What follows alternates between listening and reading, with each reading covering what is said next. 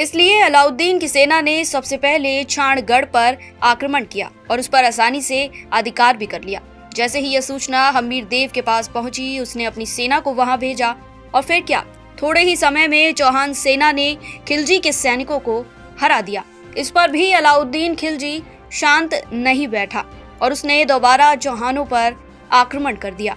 इस तरह एक बार फिर छाणगढ़ में दोनों सेनाओं में भयंकर युद्ध हुआ। इस युद्ध में हम्मीर मौजूद नहीं था और इसके बावजूद उसकी सेना ने बड़ी ही वीरता से युद्ध किया। पर खिलजी की इस विशाल सेना के आगे आखिर कब तक हम्मीर की सेना टिकी रहती। आखिरकार खिलजी ने छाणगढ़ पर अधिकार जमा लिया। इसके बाद हुआ ये कि खिलजी की सेना रणथंभौर की तरफ आगे बढ़ने लगी।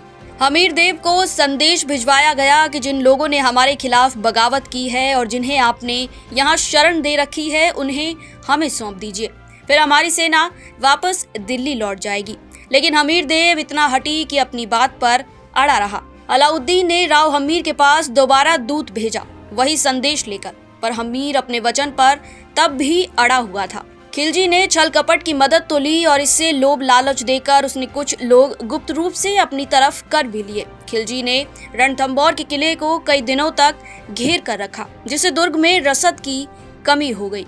नतीजतन हुआ ये कि युद्ध करने का फैसला लिया गया। दुर्ग के दरवाजे खोल दिए गए और भीषण युद्ध शुरू हुआ। राजपूतों की सेना खिलजी की सेना के लगभग आधी थी, पर इसके बावजूद राजपूतों का साहस इस सेना के आगे भारी पड़ गया, क्योंकि अंत में जीत राजपूतों की ही हुई। कहा जाता है कि खिलजी को हराने के बाद हम्मीर देव ने उसे 3 महीने तक कैद कर रखा था।